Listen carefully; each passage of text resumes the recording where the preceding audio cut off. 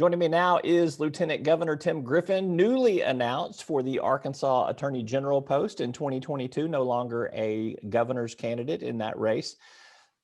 Governor Griffin, thank you for being with us today. I hope you're taking care of yourself. Yeah, a little cold, but other than that, we're good. Thank you so much. All right. Tell me, why did you exit the governor's race? What was your reasoning beyond what I've read in the statement there that you thought about it, prayed about it, but what were kind of some of the political dynamics that moved you out of that race and into the AG's race? Well, a lot of listening, a lot of people, particularly my supporters, encouraging me to continue to serve, but to serve in a different role. And I had looked at the AG race earlier, but there was just a lot of encouragement to run for Attorney General. Listen to my family, listen to a lot of supporters, listen to the Lord. And at the end of the day, listening was a good idea. And look, the AG position, the Attorney General position, fits with my background. 25 years as an attorney in the military. I'm a commander at Fort Bragg now. I've been a federal prosecutor, served on the House Judiciary Committee when I was in Congress, and worked at the Justice Department. So I'm excited about it. I got a lot of encouragement to do that, and we are off to the races. Clearly, Sarah Huckabee Sanders, at least from reports that I get, does very well in internal polling among Republican primary voters. Do you think you might make an endorsement in that governor's race? I will make an endorsement in that race. I'm still catching up on about 500 text messages. So if I have friends out there or others who have texted me and I haven't replied yet, I will get to making a ton of phone calls just to communicate what's going on my side. But I will be making an endorsement, and I have some strong feelings on that race. And I've had some great discussions with Sarah. So, but not today. All right. So, but there is a time frame that you do have in mind for that. Not a specific one, but it will be during my lifetime. Okay. I mean, it'll be, could be a week, could be 2 weeks, 3. I haven't given a ton of thought. I'm still drinking from a fire hose on this other stuff. But I've never been one to hold my opinion back, as you know, from years from college. But yeah, so I'll be weighing in on that at some point. All right. What is going to be your agenda as Attorney General? Are you going to deviate much from the way that Leslie Rutledge has conducted herself in that office? Do you have a different direction you want to take things? What's going to be on your, I guess, what's going to be your MO? Well, look, I'm Tim Griffin. I'm not anybody else. And so I will be me. And it's a very important office. It's particularly important in the current context with a Biden-Harris administration. You may recall that I was a member of Congress during the Obama-Biden administration. And there were a lot of battles that we had to engage in there, political battles that related to Obamacare and the legality, for example. And I think in this particular administration, attorney generals are going to be the tip of the spear, fighting a lot of those battles through the courts. And when there's federal overreach, we have a constitution, and everything that passes out of Washington, whether it be regulatorily or statutorily, does not necessarily comport with the United States Constitution. And we've got to be a check on that. Look, let's take Obamacare for an example. It went all the way to Supreme Court. The way it came out of Congress was that all states had to expand Medicaid. Supreme Court said that's not right.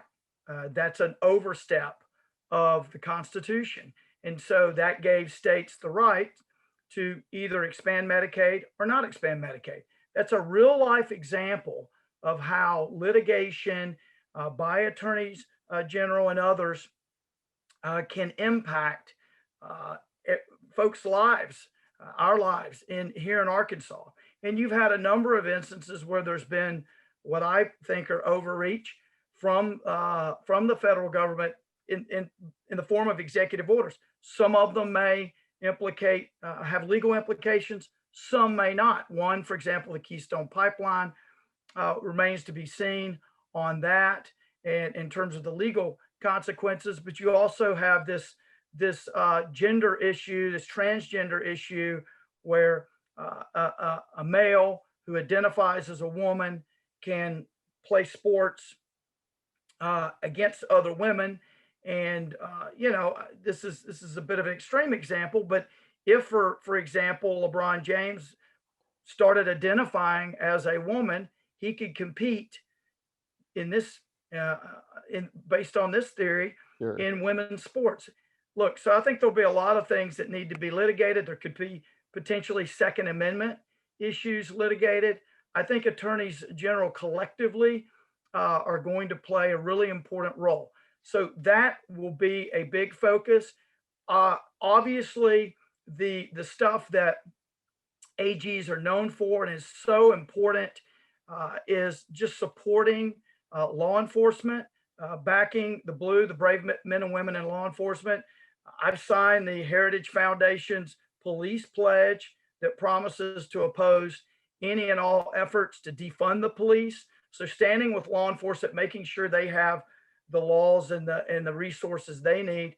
And then the third thing would be cracking down on crime and corruption, whether it's Medicaid fraud or all these phone calls we get bugging us at all hours and that sort of thing. We need to make sure that folks aren't abusing the public trust. So let's go back to point one there, where you're talking about the legal interjection at the federal level. There, you obviously got a state solicitor general that can kind of help with some of that workload at the federal level there. Attorney General Rutledge has been criticized for using that venue and that mechanism in political ways, much not necessarily in pure legal terms there. I would point to, as an example, her involvement in the brief of the Texas lawsuit challenging the election results this last time around. Would you have some sort of distinction? Would you have involved yourself in that Texas case, for instance? I'm a different person, and I go about things differently. And anyone who has watched me in public office since 2000, being elected in 2010, knows that. And I'll just leave it at that.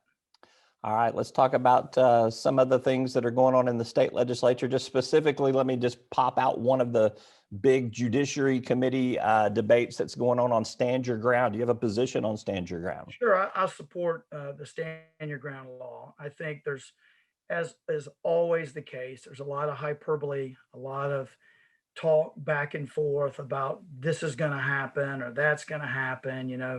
The world's going to come to an end or it's not going to come to an end. Look, the facts are these.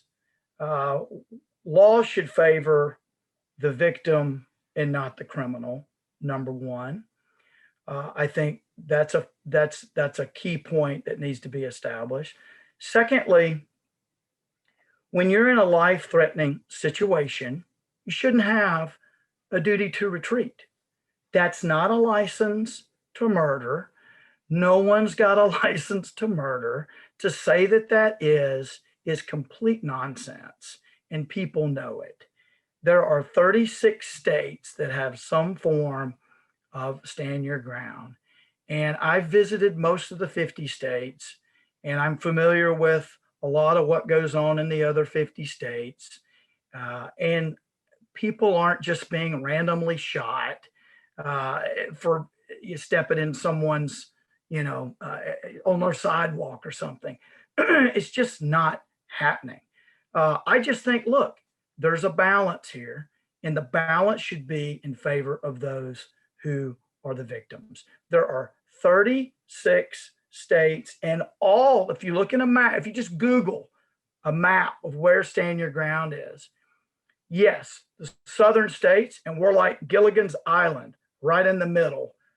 All these states around us have it, not just the southern states, all the way over to the East Coast. I had the map here with me a minute ago. I was looking at it.